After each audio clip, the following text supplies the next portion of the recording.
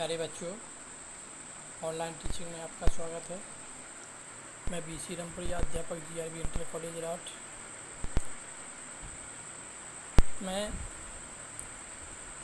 सामाजिक विज्ञान में जो फर्स्ट पार्ट है, भारत और समकालीन विश्व, इसमें यूनिट 4 औद्योगिकरण का योग, इसमें मैं आपको औद्योगिक विकास का अध्ययन करता हूँ।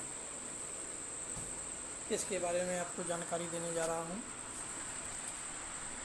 भारत में औद्योगिक उत्पादन पर वर्चस्व रखने वाली यूरोपीय प्रबंधकीय एजेंसियों की कुछ खास तरह के उत्पादों में ही दिलचस्पी थी। इसमें दिलचस्पी थी, उन्होंने औपनिवेशिक सरकार से सस्ती कीमत पर ज़मीन लेकर चाय और कॉफ़ी के बागान लगाए कि हम अपने उद्योग धंधे को कैसे बढ़ाएंगे। तो उन्होंने चाय और कॉफ़ी के बागान उन्होंने लगाए और खनन, नील व जूट व्यवसाय में पैसे का निवेश किया। इनमें से ज़्यादातर ऐसे उत्पाद थे जिनकी भारत में बिक्री के लिए नहीं बल्कि मुख्य रूप से निर्यात के लिए आवश्यकता थी, यानी एक देश से दूसरे देश में उसका निर्यात किया जाए। 19वीं सदी के आखिर में जब भारतीय व्यवसायी उद्योग लगाने लगे तो उन्होंने भारतीय बाजार में मैनचेस्टर की बनी चीज़ों से प्रतिस्पर्धा नहीं की। भारत आने वाले ब्रिटिश मालों में धागा बहुत अच्छा नहीं था, इसलिए भारत के शुरुआती सूती मिलों में कपड़े की बजाय मोटे सूती धागे ही बनाए जाते थे। जब धागे का आयात किया जाता था तो वह हमेशा बेहतर किस्म का होता था। भारतीय कताई मिलों में बनने वाले धागे का भारत के हथकरघा बुनकर इस्तेमाल करते थे या उन्हें चीन को निर्यात कर दिया जाता था। 20वीं सदी के पहले दशक तक भारत में औद्योगिकरण का ढर्रा कई बदलावों की चपेट में आ चुका था।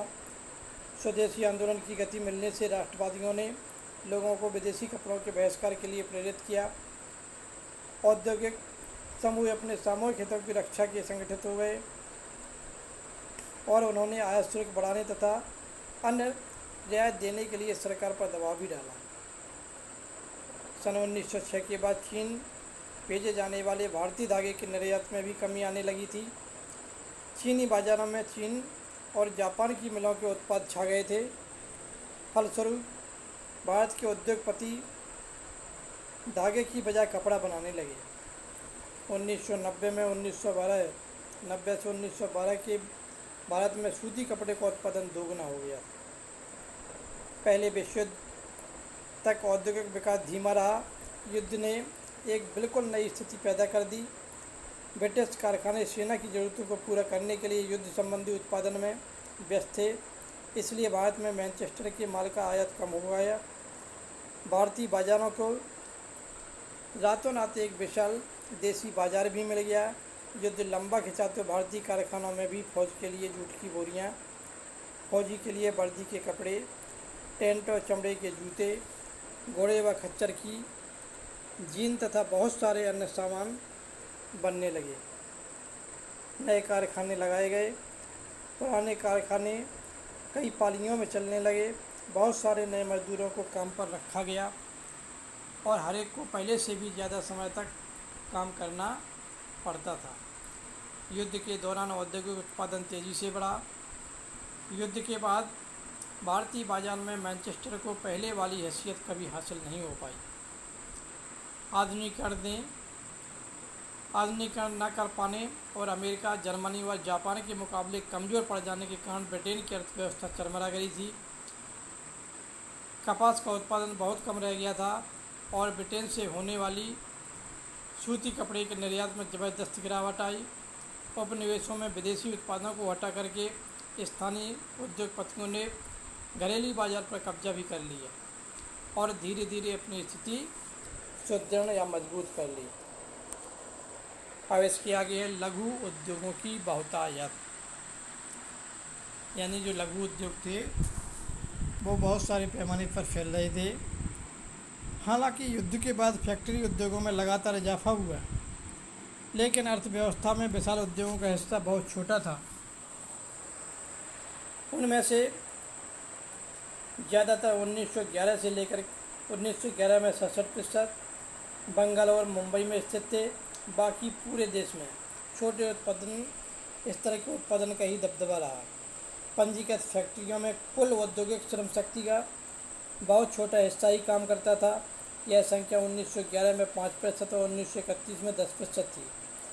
बाकी मजदूर गली मोहल्लों में स्थित छोटी छोटी वर्कशॉप और घरेलू इकाइयों में काम करते थे। कुछ मामलों में तो 20वीं सदी के दौरान हाथ से होने वाले उत्पादन में दरअसल इजाफा हुआ था। यह बात हथकरघा क्षेत्र के बारे में भी सही है, जिसकी हमने पीछे चर्चा भी की थी।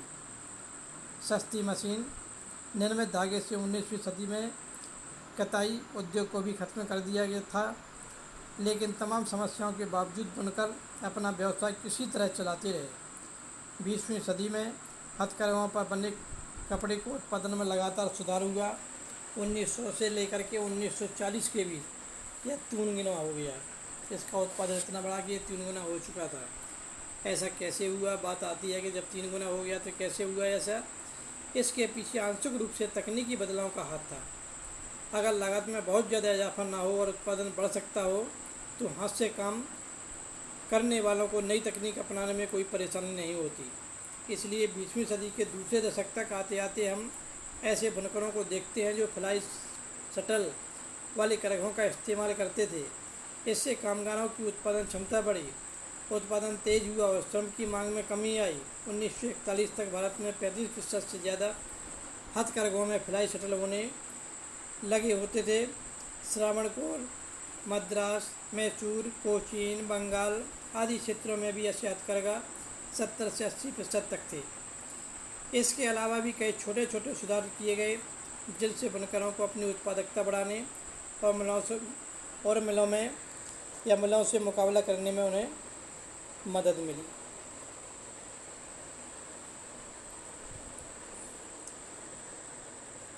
मिलों के साथ प्रतिस्पर्धा का मुकाबला कर पाने के मामले में कुछ बुनकर औरों से बेहतर स्थिति में थे।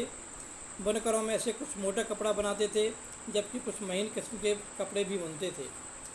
मोटे कपड़े को मुख्य रूप से गरीब ही खरीदते थे और उसकी मांग में भारी उतार चढ़ाव आते थे। खराब फसल और अकाल के समय जब ग्रामीण गरीबों के पास खाने को कुछ नहीं होता था, नगद आय के साधन कम हो जाते थे या ख़त्म हो जाते थे, तो वे कपड़ा नहीं खरीद सकते थे। बेहतर किस्म के कपड़े की मांग खाते पीते तबके में ज़्यादा थी, उसमें उतार चढ़ाव कम आते थे। जब गरीब भूखों मर रहे होते थे तब भी अमीर यह कपड़ा खरीद सकते थे। अकालों से बनारसी या बालूचरी साड़ियों की बिक्री पर असर नहीं पड़ता था। वैसे भी जैसे कि आप देख भी चुके हैं, मिल विशेष प्रकार की कताई बुनाई की नकल नहीं कर सकते थे। बुने हुए बॉर्डर वाली साड़ियाँ या मद्रास की प्रसिद्ध लुंगियों की जगह ले लेना मिलों के लिए आसान नहीं था। ऐसा भी नहीं है कि 20वीं सदी में भी उत्पादन बढ़ने जा रहे बुनकर व अन्य दस्तकारों को हमेशा फ़ायदा ही हो रहा हो।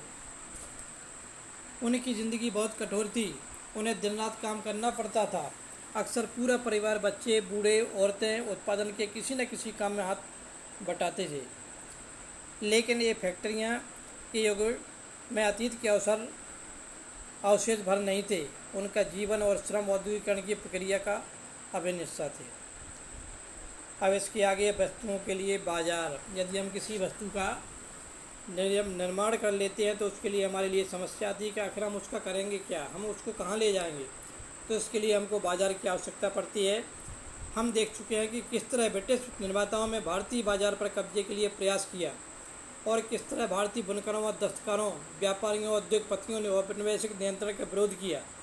आयात शुल्क सुरक्षा के लिए मांग उठाई, अपने लिए जगह बनाई और अपने माल के बाज़ार को फैलाने का प्रयास भी किया। जब नई चीज़ें बनती हैं तो लोगों को उन्हें खरीदने के लिए प्रेरित भी करना पड़ता है। लोगों को लगना चाहिए कि उन्हें इस उत्पाद की ज़रूरत है।